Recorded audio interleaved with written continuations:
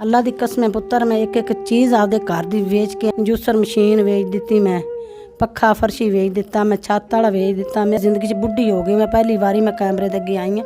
ਅਸੀਂ ਕਦੀ नहीं पुत्र ये काम किया। बिस्मिल्लाहिर्रहमानिर्रहीम। अस्सलाम वालेकुम नाजरीन, उम्मीद करते हैं जी आप सब ठीक ठाक होंगे, आप सबकी दुआओं से अल्हम्दुलिल्लाह जी हम भी बिल्कुल ठीक हैं जी। तो नाजरीन, ये आज एक माँ जी मेरे साथ मौजूद हैं जो कि बहुत दूर बहावलपुर से आई हैं और इनकी क्या परेशानी है वो भी इनसे जानते हैं और आप लोगों को भी बताते हैं। हाँ जी माँ जी, की हाल है, ठीक हो? ठीक है, अल्लाह का शुक्र है बेटे। कित्थों आए हो माँ जी? बावलपुरों जी। की वजह बनी है माँ जी? उस दिन तुसी फोन ते मेरे नाल गल करदे हो, रो भी रहे सी, की वजह है? बाजी किसी तो लंबर लिया सी, अल्लाह पाक उन्हों का भला करे जिन्होंने थोड़े नाल मेरी गल करा दी सी। मेरे फिफरे गुरदे दुखते ने, मैं इलाज नहीं बाहरों करा सकती, भज भज रह गया हस्पताल सरकारी, मेरी गल नहीं कोई भी सुनते। ये जरकान है काला पिया होया ते नहीं इलाज कर सकती। तुसी इहदा इलाज वैसे करवांदे रहे हो? हाँ जी, मैं 3 महीने कराया, 6 महीनों का कोर्स सी, मेरे को नहीं कराया गया। हुण बहुत मजबूर हो गई मैं, अपने आप टुरन तो हो गई। खाना पीना मेरा जिहड़ा वो भी नहीं लभ रहा मैनू। किन्ने बच्चे ने तुहाडे? 3 बच्चियां ने। अच्छा। 2 बच्चे ने। एक मेरा 7 साल का, मैं उत्थे छड्ड के आई पिछे, मैं अपनी मजबूरी नूं छड्ड के आई। मावां बच्चे नहीं छड्ड सकदियां। ते जिहड़े तुहाडे बच्चे वड्डे ने वो शादीशुदा ने? हाँ जी, वो आदे बच्चों का खाना मसे पूरा कर दें, दिहाड़ी दप्पा करके आते हैं। ज़्यादा तंग वा थोड़े बहुते मैनू भी दे देंगे ने, कभी गोली वास्ते कभी टीके वास्ते। शोहर है ने तुहाडे? हाँ जी, वो भी वडेरा बंदा है, उसकी भी काला जरकान है। तुहानू दोनों मियाँ बीवी नू काला जरकान? हाँ जी। उन्हां दा भी इलाज चल रहा है? नहीं कोई नहीं, उन्होंने तो कराया ही कोई नहीं, क्योंकि गरीब घर है, पैसा होवे तो असीं कराएंगे। मेरा नहीं हो रहा, उन्होंने दस कित्थों कराना है। तुसी वैसे अपना इलाज कित्थों कित्थों करवाया माँ जी? इत्थों असीं वो गुरदां वाले हस्पताल गए, रायविंड इधर पट्ठा चौंक वाले, उधर गए। उन्हें 6 महीना का सानू टाइम देता, फिर 3 महीना का टाइम था, धक्के खा खू के असीं चले गए। हुण तक अपने इलाज ते किन्ने पैसे खर्च कर चुके हो? वो बाजी उत्थे खर्चा 1500 रुपया डॉक्टर लैंदा सी चैक करन दा मैनू, ते 28 दिनां दी मैं दवाई लियांदी सां। उदों तो मैनू टक्करदी सी 4000 च, ते हुण महंगाई हो गई, हुण जिहड़ा बहुता लैण लग गए होणगे। उत्थे घुमा कमाई डॉक्टर कोले जा, रिपोर्टां वाले कोले जा, हर महीने मैं चैक करांदी सी रिपोर्ट, नवीं करानी भी नवीं करा के डॉक्टर ने आखना रुपया 5-6 हज़ार, जिहड़ा 7-8 हज़ार रुपया उत्थे लग जांदा है दवाई ते, उत्थे डॉक्टर कोले जाना, रश्के ते खर्चा पानी, रिपोर्ट करानी हर महीने का 10-12 हज़ार। काम की करदे हो तुसीं आप? असीं की करना है पुत्तर काम, असीं उत्थे दिहाड़ी दप्पा ही विचारा करदा है। दिहाड़ी दप्पा ना लगे किते पट्ठे ते कर लै, जिहड़ा भी मेहनत लभ गई वही असीं कर लैने। आधा पेट तो असीं गरीबां ने भरना ही भरना है। किसी टाइम वो भी वक्त हुंदा भी साढ़े घर आटा नहीं हुंदा, एक बीमार है, एक परेशान असीं हो जाने, की करिए असीं। अच्छा माँ जी, मैनू यह दसो कि अगर तुसी 3 साल पहले अगर इलाज करवाया सी तो तुहानू उहदे नाल कोई फर्क पिया सी? ओ पुत्तर मैं 3 महीने कराया सी, उहदे नाल मैनू कोई थोड़ा जिहा साल फर्क पिया रहा है, तो उस तो बाद मेरे को पैसा पाई कोई नहीं सी, मैं इलाज नहीं करा। उस तो बाद जो हुण तुसी डॉक्टर ते गए तो डॉक्टर ने की किया तुहानू? मैं हुण गई, उन्होंने आख्या भी 4000 फीस है डॉक्टर दी, डॉक्टर ने आख्या तो 20000 रुपया दवाई दा। महीने की दवाई या 3 महीने की दवाई? महीने की दवाई दा। मैं नहीं पुत्तर करा सकती इलाज बाहरों, गरीब है। आंढ गुआंढ दे अगे जाकर तो ढिड दा दुख कढ़ लीदा, रो पीदा, झट कोई दिल दा बोझ हौला हो जाता है। फिफरे गुरदे पुत्तर बहुत दुखते ने, मजबूर हैगी मैं। ਜਿਹੜੇ ਤੁਹਾਡੇ ਦਰਦ ਹੁੰਦੀ ਹੈ, ਤੁਹਾਨੂੰ ਕਿਸ ਤਰ੍ਹਾਂ ਦੀ ਦਰਦ ਹੁੰਦੀ ਹੈ? ਇਹ ਫਿਫਰਿਆਂ ਵਾਲੀ ਥਾਂ ਤੇ, ਇਹ ਪਸਲੀਆਂ ਥੱਲੇ, ਇਹ ਦਿਲ ਤੇ ਗੁਰਦਿਆਂ ਨੂੰ। ਅੱਛਾ। ਤੇ ਇਹ ਕੰਬਰ ਛਿੱਕੀ ਗਈ, ਪੇਟ ਫੁੱਲ ਗਿਆ, ਮੈਂ ਕੋਈ ਚੱਲ ਫਲ ਨਹੀਂ ਸਕਦੀ, ਰੋਟੀ ਨਹੀਂ ਪਕਾ ਸਕਦੀ। ਆਂਢ ਗੁਆਂਢ ਦੀ ਮਿੰਤਰਲਾ ਕਰਨੀ, ਕਦੇ ਮੈਂ ਆਪਦੀਆਂ ਬੱਚੀਆਂ ਦਾ ਕਰ ਲੈਂਦੀ, ਕਦੇ ਨੂੰਹਾਂ ਦਾ ਕਰ ਲੈਂਦੀ। ਬੇਟੀਆਂ ਨੂੰਹਾਂ ਬਹੂ ਵੀ ਤੁਹਾਡੇ ਨਾਲ ਰਹਿੰਦੀਆਂ ਤੇ ਬੇਟੀਆਂ ਵੀ ਤੁਹਾਡੇ ਕੋਲ? ਨਹੀਂ ਜੀ, ਮੈਂ ਲੈ ਦਾਂਤੀਆਂ, ਮੇਰੀਆਂ ਦੂਰ ਵਿਆਹੀਆਂ ਨੇ। ਫੋਨ ਕਰਨੀ ਹੈ, ਰੋਨੀ ਹੈ, ਮੈਂ ਕਰਲਾਨੀ ਹਾਂ ਉਹਨਾਂ ਨੂੰ, ਆਨੀ ਵੀ ਪੁੱਤ ਮੇਰੇ ਕੱਪੜੇ ਧੋ ਜੋ, ਨੂੰਹਾਂ ਨਹੀਂ ਧੋਂਦੀਆਂ।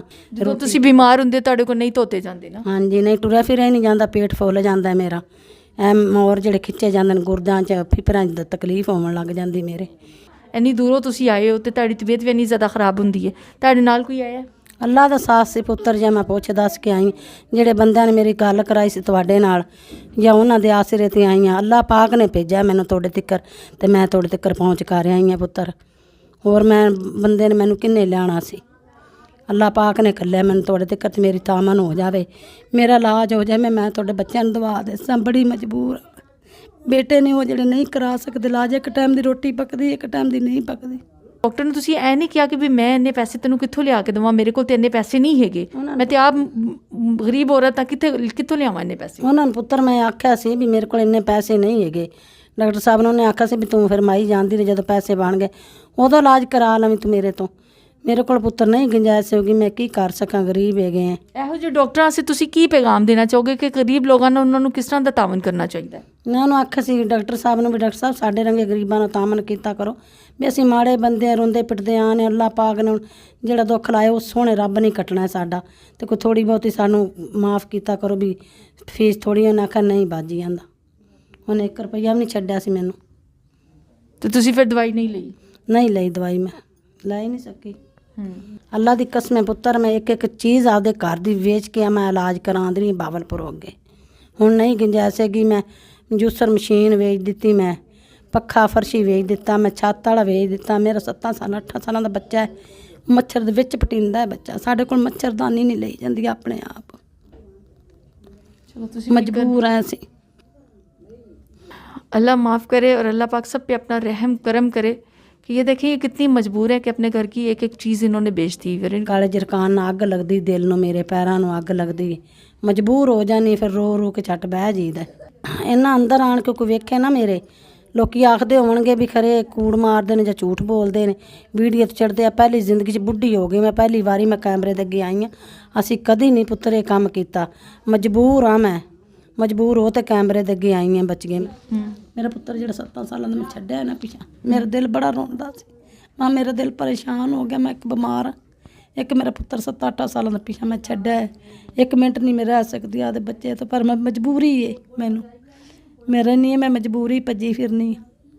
ਮੇਰਾ ਬੰਦਾ ਹੈ ਉਹ ਵੀ ਵਡੇਰਾ ਹੀ, ਉਹਨੂੰ ਵੀ ਕਾਲਾ ਜਰਕਾਨ ਹੈ, ਆਪ ਨੂੰ ਵੀ ਕਾਲਾ ਜਰਕਾਨ ਹੈ। ਕੀ ਕਰ ਸਕੇਗੀ, ਸਾਡੀ ਬਾਹਰੋਂ ਪ੍ਰਾਈਵੇਟ ਸਰਕਾਰੀ ਵਾਲੇ ਗੱਲ ਨਹੀਂ ਸੁਣਦੇ ਜੀ।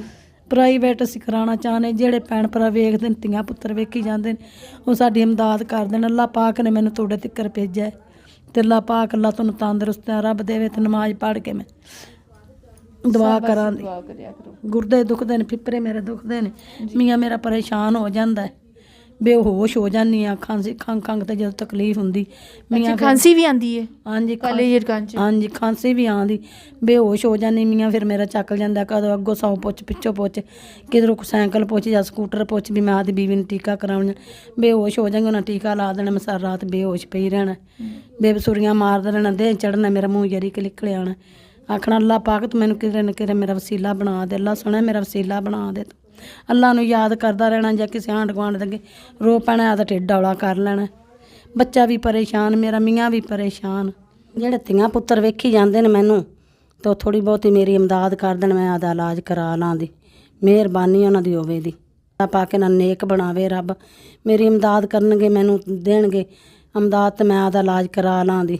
इनकी मुश्किलें अल्लाह पाक आसान करे, हम सब की मुश्किलें अल्लाह पाक आसान करे। और माँ जी आप एक चीज़ और किया करें कि आप नमाज़ पढ़ के अपने लिए दुआ ज़रूर किया करें, और सब के लिए दुआ किया करें कि अल्लाह पाक सब पे अपना रहम करम फरमाए, क्योंकि जब नमाज़ पढ़ते हैं तो नमाज में बड़ी ताकत है। आज पुत पढ़नी, नमाज पढ़ के नहीं, या अल्लाह सुने हर दा शफात, हर दा भला करी ते करम करी, रहम करी हर बंदे ते, उन्हां दे वसीले नाल रब साडे बच्चों ते भी करी, मेरे ते भी करी। सुने रब्बा नमाज पढ़ी दी पुत मैं। आप लोग ज़रूर वीडियो को शेयर कर दिया करें ताकि ऐसे लोगों की जो है मदद हो सके। उम्मीद करते हैं जी हमारी आज की वीडियो आप लोग पसंद आई होगी। चैनल को कर दें सब्सक्राइब, वीडियो कर दें लाइक और शेयर। अल्लाह हाफिज़।